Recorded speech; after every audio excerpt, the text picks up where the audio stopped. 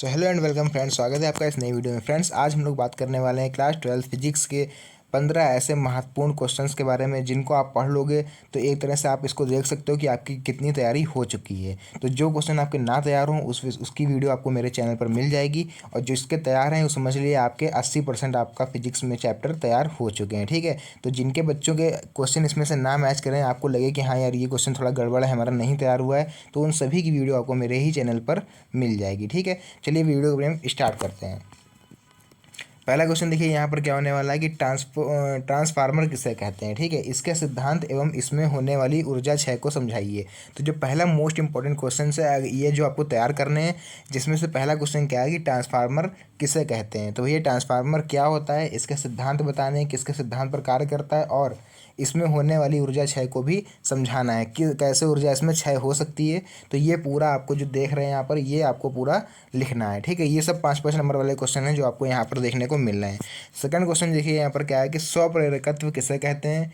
एक परिनालिका के स्वप्रेरकत्व के लिए व्यंजन उत्पन्न कीजिए, इसके मांग को प्रभावित करने वाले कारक भी लिखिए। तो ये जो दूसरा नंबर क्वेश्चन है आपका, तो ये भी 5 ही नंबर में पूछा जाएगा। जितने क्वेश्चन हैं आज सारे 5-5 नंबर के ही होने वाले हैं। तो यहाँ पर आपको बताना पड़ेगा स्वप्रेरकत्व किसे कहते हैं, उसके बाद आपको एक परिनलिका के लिए सूत्र का व्युत्पन्न करना पड़ेगा।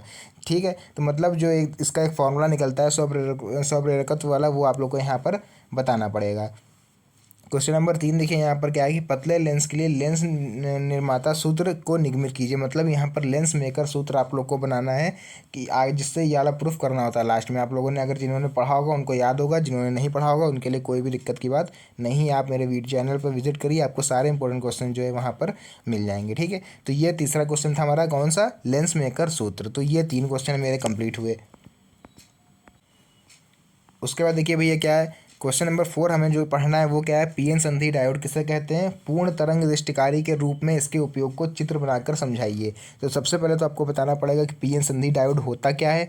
फिर आपको बताना पड़ेगा यहाँ पर कि पूर्ण तरंग दृष्टिकारी मतलब कि फुल वेव रेक्टिफायर, और यहाँ पर इसके उपयोग और चित्र बनाकर बताना है। तो हाफ वेव रेक्टिफायर और फुल वेव रेक्टिफायर ये भी आपको मेरे ही चैनल पर बताया गया है। कहने का मतलब ये आप लोग से ये है कि जितने भी आप लोग को यहाँ पे क्वेश्चन बताए जा रहे हैं, कहीं पर भी भटकने की जरूरत नहीं है। सारे के क्वेश्चनों के आंसर आपको मेरे ही चैनल पर मिल जाएंगे। ठीक है, तो ऐसा नहीं है कि मेरे चैनल पर मिल जाएंगे इसीलिए हमने आप लोग के लिए इंपॉर्टेंट क्वेश्चन बनाए हैं 15। ये क्वेश्चन जेन्युइन इंपॉर्टेंट क्वेश्चन हैं। आप लोग देख सकते हो, पिछले जो कई यूट्यूबर आप लोग को बता रहे होंगे, या फिर आप लोग पिछले साल के पेपर उठा के देखिए, तो ये सारे इंपॉर्टेंट क्वेश्चन आप लोग को मिल जाएंगे। ठीक है, क्वेश्चन नंबर 5 देखिए क्या है यहाँ पर कि सरल सूक्ष्मदर्शी की आवर्धन क्षमता, ये वाला फॉर्मूला एक इसका होता है, वो आपको याद रखना पड़ेगा, और कैसे निकलता है वहाँ पर वो आप लोग को बताना पड़ेगा। फिर है संयुक्त सूक्ष्मदर्शी की आवर्धन क्षमता। तो इन दोनों में से कोई एक क्वेश्चन आपका एग्जाम में आ सकता है, ये कन्फर्म नहीं है कि दोनों में से कौन सा आ जाए, इसलिए हमें तो दोनों ही तैयार करने पड़ेंगे। फिर देखिए क्वेश्चन नंबर 7 क्या है यहाँ पर कि प्रिज्म के अपवर्तनांक के लिए व्यंजक आप लोग को सूत्र जो निकलता है प्रिज्म के अपवर्तनांक के लिए, वो वाला फॉर्मूला आप लोग को यहाँ पर निकालना सीखना पड़ेगा। तो ये सभी क्वेश्चन कितने नंबर के आते हैं, 5 नंबर में क्वेश्चन पूछे जाएंगे। क्वेश्चन नंबर 8 क्या है यहाँ पर देखिए बच्चों, प्रत्यावर्ती धारा डायनेमो का सचित्र वर्णन कीजिए। जो डायनेमो होता है अल्टरनेटिंग करंट के सिद्धांत पर जो वर्क करता है, उसका आप लोग को यहाँ पर क्या करना है, सचित्र वर्णन करना है। मतलब चित्र भी बनाना है, और उसके बारे में पूरी थ्योरी, कार्यविधि, सिद्धांत सब आप लोग को लिखना पड़ेगा। उसका देखिए अगला क्वेश्चन यहाँ पर जो हमें पढ़ना है वो क्या है कि संधारित्र किसे कहते हैं। ठीक है, संधारित्र किसे कहते हैं, समांतर प्लेट संधारित्र की धारिता के लिए व्यंजक का निगमन कीजिए। तो ये क्वेश्चन जो होता है बच्चों, इसमें संधारित्र क्या होता है, पहले तो आपको ये लिखना पड़ेगा संधारित्र के बारे में। फिर समांतर प्लेट संधारित्र की धारिता के लिए व्यंजक, जो C = फॉर्मूला यहाँ पर जनरेट होता है, वो वाला आपको K/, करके जो फॉर्मूला होता है वो यहाँ पर आप लोग को निकालना पड़ेगा। जो 2 प्लेटें रखी निकालना रहता है, इधर प्लस होता है इधर माइनस होता है, और बीच में क्या होता है, परावैद्युतांक होता है। तो वो वाला फॉर्मूला आप लोग को यहाँ पर निगमन करना पड़ेगा। क्वेश्चन नंबर 10 देखिए क्या है कि विद्युत क्षेत्र एवं चुंबकीय क्षेत्र के लिए अक्षीय या निरक्षीय स्थिति के लिए व्यंजक प्राप्त कीजिए। ठीक है, तो विद्युत क्षेत्र में आप लोगों ने पढ़ रखा होगा विद्युत क्षेत्र एवं चुंबकीय क्षेत्र। जो विद्युत क्षेत्र होता है इसकी अक्षीय और निरक्षीय स्थिति होती है, और चुंबकीय क्षेत्र के में भी यही सेम 2 फॉर्मूले होते हैं, अक्षीय स्थिति और निरक्षीय स्थिति। तो ये 4 एक ही क्वेश्चन में देखिए 4 क्वेश्चन आपके बनने हैं। तो ये चारों क्वेश्चन आप लोग अच्छी तरह से तैयार कर लीजिएगा। क्वेश्चन क्या एक तरह से डेरिवेशन ही होती हैं। क्वेश्चन नंबर 11 तो मोस्ट इंपॉर्टेंट है, यहाँ पर किरचॉफ के प्रथम एवं द्वितीय नियम को समझाइए। तो किरचॉफ के जो दोनों नियम होते हैं, एक होता है प्रथम नियम कौन सा होता है, धारा का नियम होता है, संधि का नियम जिसको बोलते हैं। द्वितीय नियम यहाँ पर होता है बच्चों लूप का नियम, जिसको हम लोग बोलते हैं वोल्टता का नियम। तो ये आप लोग को पूरा अच्छी तरह से सचित्र पूरा तैयार करना पड़ेगा, डायग्राम सहित आप लोग बनाएंगे तो इसमें नंबर ज़्यादा मिलने के चांसेस रहते हैं। ठीक है, क्वेश्चन नंबर 12 देखिए, किरचॉफ के नियम के आधार पर व्हीटस्टोन सेतु का यहाँ पर आप लोग को व्यंजक प्राप्त करना है। तो मतलब एक तरह से इन्होंने यहाँ पर व्हीटस्टोन सेतु ही आप लोगों से पूछ रखा है। व्हीटस्टोन ब्रिज में क्या होता है, वहाँ पर भी किरचॉफ के नियम लूप लगते हैं, 2 लूप लगते हैं, तो वहाँ पर भी क्या निकलता है, किरचॉफ के नियम से ही जो P/Q इक्वल टू R/S करके जो व्यंजक निकलता है वो किरचॉफ के नियम से ही निकलता है। तो यहाँ पर क्या पूछा है उन्होंने, व्हीटस्टोन सेतु आप लोग को बताना है। ठीक है बच्चों, उसके बाद देखिए क्वेश्चन नंबर 13 यहाँ पर क्या पूछ रहा है हमसे कि हमें यहाँ पर क्या लिखना है कि LCR परिपथ के लिए व्यंजक हमें बनाना है, जिसमें क्या क्या होना चाहिए वो देखिए।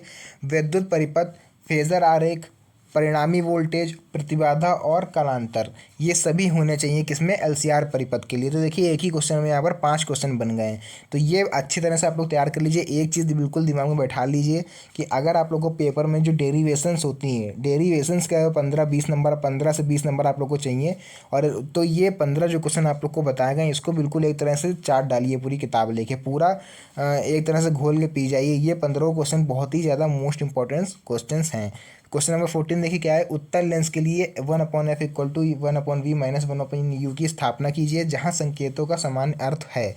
मतलब वहां पर जो आपको फॉर्मूला निकल के आएगा, वहां पर जो संकेत होते हैं जैसे v, u और या फिर f, तो इनको आपको वहां पर डिफाइन करना पड़ेगा कि f फॉर क्या होता है, b क्या होता है हमारा, और u क्या होता है। तो आप लोगों को पता होगा जिन्होंने लेंस का चैप्टर अच्छे से पढ़ रखा होगा कि f क्या होती है, फोकस दूरी, b होती है प्रतिबिंब से वस्तु लेंस की दूरी, और u क्या होती है हमारी वस्तु से प्रतिबिंब के बीच की, वस्तु से लेंस के बीच की दूरी। तो ये आप लोगों को अच्छी तरह से पता होगा।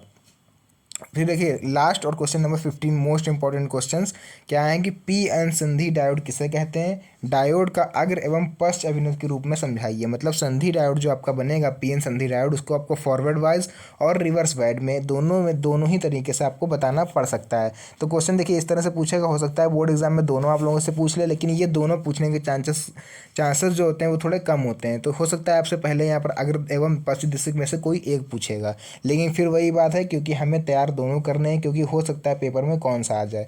तो आपको फॉरवर्ड वाइज मतलब कि अग्रदिशिक और रिवर्स वाइज मतलब कि पश्च अभिनत, ये दोनों आप लोग को पी-एन संधि डायोड तैयार करने हैं। तो फिलहाल आज की वीडियो में हम इतना ही रखते हैं, क्योंकि और भी वीडियो आप लोग के लिए तैयार करनी है। वीडियो बहुत ही बड़ी वीडियो होने वाली है, बहुत ही ज़्यादा इंपॉर्टेंट होने वाली है आप लोग के लिए।